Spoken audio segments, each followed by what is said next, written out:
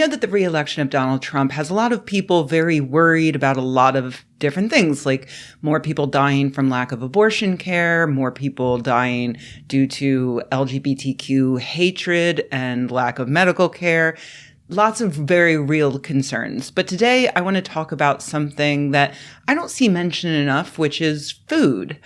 If Trump moves forward with his stated plans when he takes office, just getting food is about to become a lot harder for a lot of people. So in honor of Thanksgiving, I thought, let's talk about it. For a start, I'm going to briefly point out that due to deregulation, food in the United States is probably going to get a lot more dangerous. That is a very important point, but I'm going to talk about that in another video. Today, I want to focus on how in 2025, food is almost certainly going to get way more expensive. Trump stated that he wants to institute a 10% tariff on all imports plus a whopping 60% on imports from China.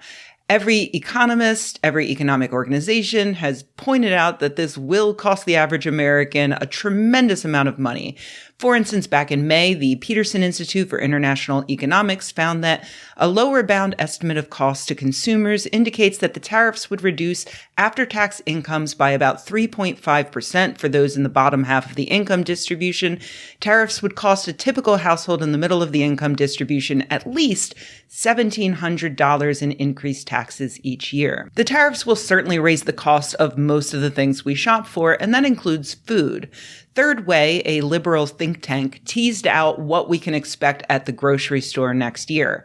They estimated that the average family's grocery bill will go up by about $185 a year, though it's worth noting that they only looked at 8 commonly purchased items, and they assumed the typical family is chugging an entire bottle of olive oil every week. And only 6 beers? $185 probably doesn't seem like very much if you're one of those lucky folks living above the poverty line, but it's worth noting that that's only what the tariffs would do. There's one other thing that is likely to increase the cost of food next year: Trump's plan to deport most of the people who are farming our food. Let's be honest, Trump's threat to deport every undocumented immigrant in the country, which is an estimated 13.3 million people, is unlikely to happen, at least not right away. But according to this report the American Immigration Council released in October, even if he only manages to deport 1 million people next year, that alone is going to cost Americans $88 billion. A part of the bill is going to be groceries. According to the USDA, about 42% of farm workers are undocumented, meaning that when that 42% is gone, crops are going to die. We know this not just because it's an obvious cause and effect, but because we just watched it happen in Florida last year. In May of 2023, Florida enacted a law cracking down on undocumented immigrants, requiring businesses with more than 25 employees to screen new employees for their immigration status using a federal e-verify system. They also forbid undocumented immigrants from driving, force hospitals to ask about immigration status before giving care, and they make it a felony for anyone to knowingly or unknowingly bring an undocumented worker into the state, or for an undocumented immigrant to obtain work using a fake ID. Before this law even went into effect, immigrants fled the state in fear. As a direct result, entire towns emptied out and crops were left to rot in the fields. Miren mi gente, esto está pasando aquí en Florida. Son cientos de acres de cultivo que se echaron a perder. Son demasiados que realmente no puedo caminar todo eso porque es mucho. Y miles y miles y miles de toneladas. ¿Por qué? ¿Por qué? Porque este cabrón acaba de firmar la pinche ley esa de Florida. Aquí en Florida ya nadie quiere trabajar. Toda la uva ya echada a perder. Ya no hay inmigrantes aquí. Ahora no sé qué vamos a hacer. Miren nada más, toda la uva se está pudriendo. Prefieren que pase todo esto a que pase una ley migratoria, que todos estemos felices y con... The state lost billions of dollars in revenue in just 1 year, and the price of produce skyrocketed for everyone. According to a USDA report back in May of 2024, lemons are almost 50% more expensive than they were last year. Limes have also seen a small price increase, as well as blueberries, strawberries, and oranges. Just for funsies, I found the same report for this week, and oranges are also now 50% more expensive than this time last year. Thanks, Ron DeSantis and Florida Republicans. Who could have possibly seen that coming? Oh, Florida should have, because the exact same fucking thing just happened 10 years ago when Georgia pulled the same shit. They made employers use E-Verify to prevent any undocumented immigrants from working, which led those immigrants to flee the state, at which point crops died and rotted in the fields and the state's economy crashed. That's why now, whenever other states try this, they make a carve-out for essential jobs like farming and construction, because they may hate immigrants, but now they realize immigrants are what are keeping the country running. Trump doesn't know that, or he doesn't care, because he's going to make America Florida again. And that means, yeah, the cost of pretty much everything at the grocery store is about to skyrocket. The stuff that comes from outside the country is going to cost more because of tariffs, and the stuff that comes from inside the country is going to cost more because of mass deportation. Okay, so you're probably wondering what all of this has to do with Thanksgiving and the title of this video, probably. Let's go back to the third way report on how tariffs will increase grocery costs.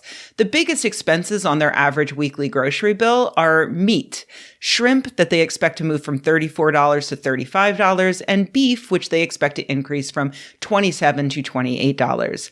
Turns out, meat is already expensive as hell. All of that brings me to a new study published this month in the Journal of the American Medical Association Network Open. Food costs of a low-fat vegan diet versus a Mediterranean diet, a secondary analysis of a randomized clinical trial. Researchers asked 30 omnivores to try a vegan diet and 32 more to try a Mediterranean diet, which prioritizes plant-based food but also allows dairy, some fish, a little red meat every now and again. They found that the vegan group spent about 20% less on groceries compared to a baseline American omnivorous diet, and 25% less than the Mediterranean group. There are some caveats to bear in mind for this study.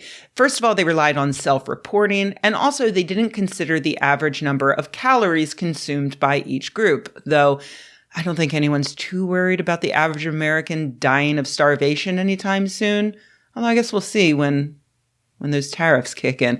Anyway, also this study was funded by the Physicians Committee for Responsible Medicine, which is a vegan advocacy group.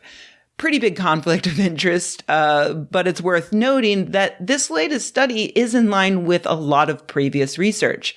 Back just 2 years ago, researchers at Oxford published this massive study in The Lancet comparing 7 different healthy and sustainable diets with a standard diet across 150 countries, finding that the most affordable diet was vegan with an average cost about 30% less than a standard diet, with vegetarian diets coming in a close second.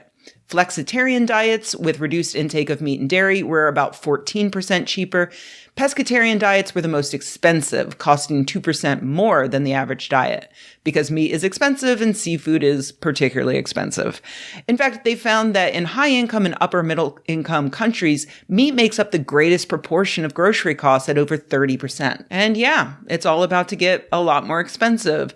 So with Thanksgiving around the corner, I wanted to let you know that turkey is dry and bland, apparently, and side dishes are where it's at. I'm talking roasted Brussels sprouts. I'm talking mushroom gravy over mashed potatoes. I'm talking biscuits and stuffing, and then pies and pies and pies. And yeah, you can make all that vegan if you want, but even vegetarian is going to save you a lot of money by just skipping that turkey that nobody really likes. At least according to the meat eaters in my life, I remain agnostic on the topic. Feel free to debate it in the comments. If the traditional Thanksgiving meal, though, is too sacred for you, that's okay. This is a great time to start trying out Meatless Mondays. Look up some recipes that use tofu and mushrooms and legumes. They are delicious. Learn to use spices. As I pointed out last year, the research shows that doing this will help your health, help the environment, and help the welfare of animals in agriculture. And now, you know, it'll also help out your wallet.